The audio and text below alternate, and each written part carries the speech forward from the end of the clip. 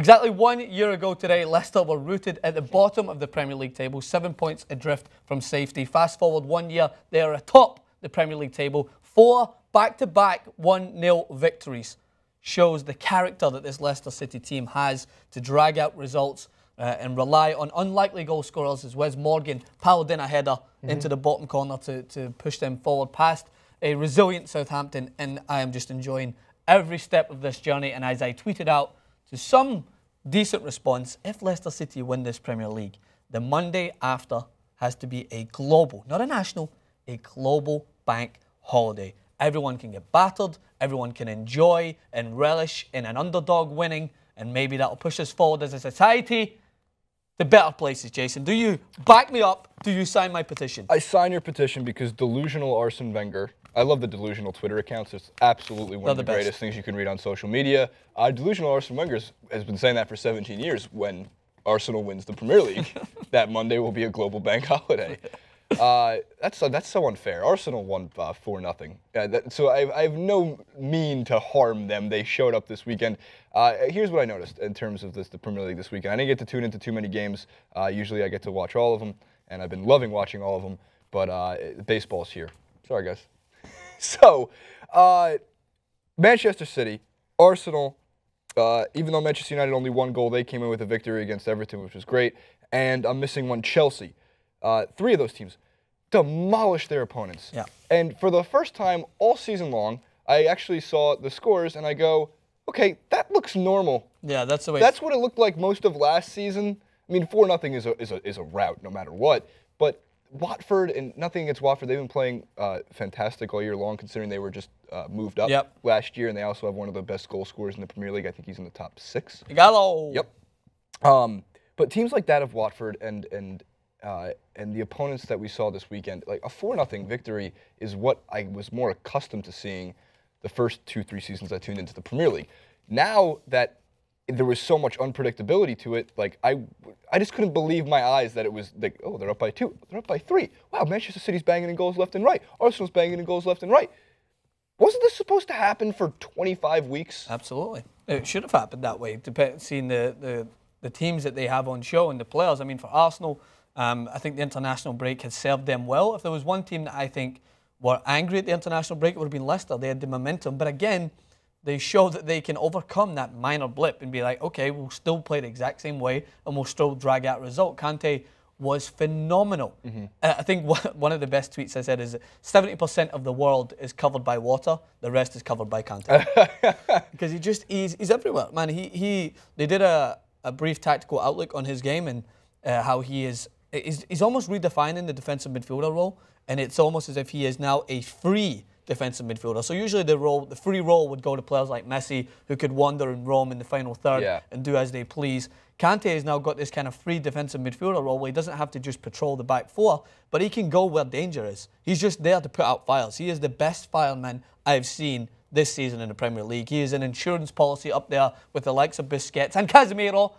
I'll take that one, Jason. Thank you so much. Give me a high five for my prediction of Casemiro. A backhanded high five. I'll take that. So, Kante, I think Leicester are going to have their work cut out holding on to him. And I talked about this on the Football Republic, but I just hope that the Leicester players, and I know this is a world where players are just looking to get to that immediate success, and you can't hold players accountable or really hold it against them if they want to go on and pursue further greatness. But this Leicester team, it's like they're working so hard. Even if they somehow don't win it, fingers crossed they do. Touch all the wood, Jason, touch all the wood. If they hold on to their players, man, they have to, because Conte just came in this season, right? Yeah. He was one of the better, maybe the best Premier League signing. It's definitely up there. And I think if they hold on to these players, there must be some sort of pact in the dressing room where they just say to each other, okay, we're all going to stay for at least another season, because I want them to reap the rewards of what they've done. I want to see Leicester City play Barcelona in a Champions League game. That's what I want to see. I want to see it next season. Well, I don't want to see them get dismantled or even lose, let's say, even if they lost Mahrez and Conte, or they lost Vardy and Mahrez. Like, if that team does decimate, is that even a word? You made it one. I think I made it one. Decimate. To remove players from team in Premier League football is to decimate the team. I know it's close to something. Thank you. Disseminate. I'm going to stick with decimate. Decimating Leicester City would be a travesty because, again, they're going to be in the Champions League next year. And I am very excited to watch them play against the likes of the Barcelonas and the Bayerns and the Juventuses, or the Juventi, plural, Juventuses.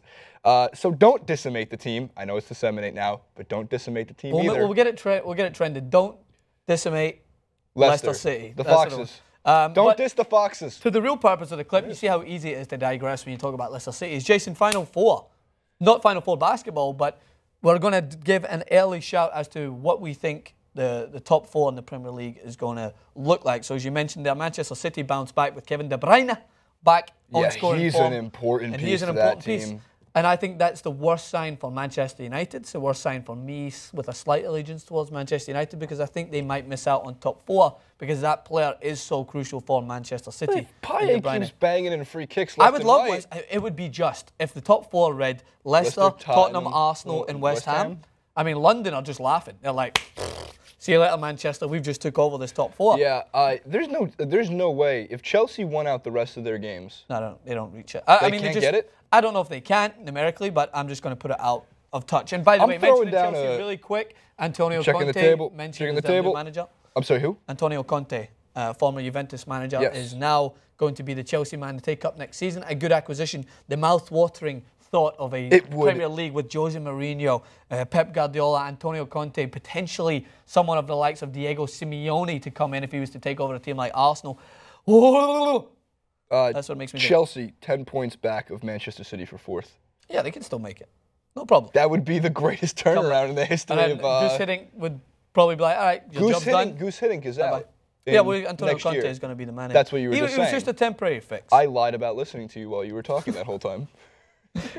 So my prediction as we go at this point, I'm just going to stick with how it is right at this moment. I would love to see West Ham. Let's get West Ham in there. But it's going to be Leicester City for me. Come on, the Foxes, man. Come on, I'm going to eat Walker's Crisp for the rest of my life if they win. Leicester City, Tottenham Hotspur, Arsenal, and Manchester City. West Ham sneaking in somehow. Good. I would like to see it, but that is the purpose of the clip, is to throw it to you guys, because I want to know what you think. Allow your fandom to take over, but also don't allow it to just completely overthrow your full knowledge of the game, and make a just and fully objective or subjective, whatever one of those fits, opinion on who you think is going to be the top 4 in the English Premier League. Come on, the Foxes. I said it again. I will say it constantly every day until then. Make the Monday after a bank holiday. Hit the comment section. Let us know what you think. At JasonRubin91 on Twitter, at Francis_Maxwell, and at UIT Sports.